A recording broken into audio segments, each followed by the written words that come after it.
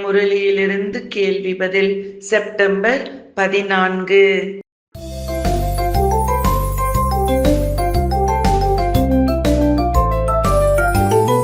ஈஸ்வரன் குழந்தைகளை எத்தகைய விந்தை செய்யக்கூடியவர்கள் என கூறுகிறார்?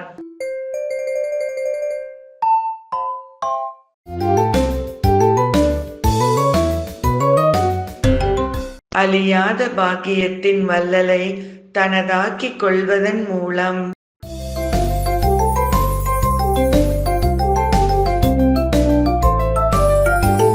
கல்பத்தின் ஒரே ஒரு முறையே பரமாத்மாவின் பாலனை இருக்கிறது. ஆனால் நீங்கள் எவ்வாறு ஆகிவிடுவீர்கள்?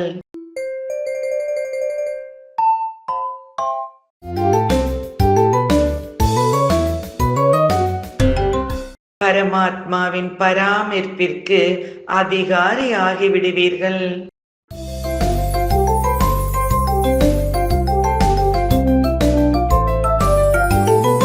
பரமாத்மா அன்பு நம்மை எப்படி ஆக்கிவிடும்?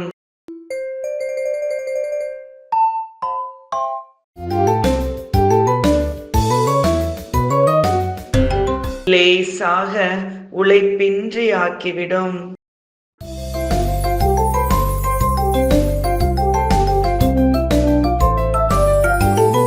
எந்த ஒரு சொல் முக்திக்கு பதிலாக பந்தனத்தில் கட்டிவிடுகிறது.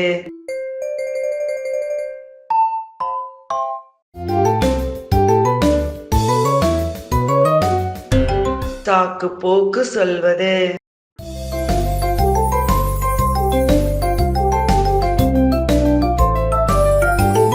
எப்படிப்பட்டவர்களாக ஆகிவிட வேண்டும் என்பதற்காக ஈஸ்வரன் கை உயர்த்த கூறினார்.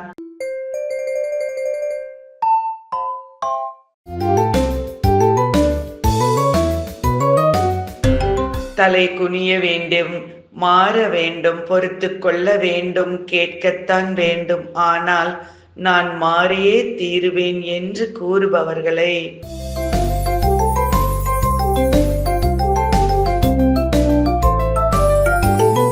பரமாத்மா கூறுவதிலும் குழந்தைகள் கூறுவதிலும் உள்ள வேறுபாடு என்ன?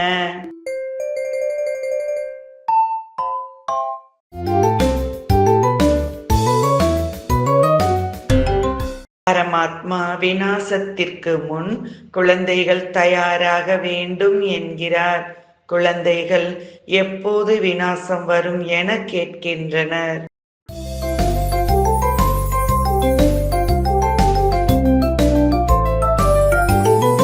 எங்கே எனது பரமாத்மா என்ற உணர்வு உள்ளதோ அங்கு நினைவு சகஜமாகிவிடும். சரியா தவறா?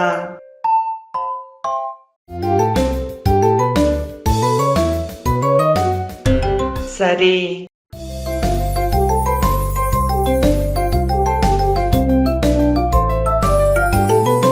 இன்றைய முரளியில் முக்கியமாக என்ன கூறப்பட்டுள்ளது?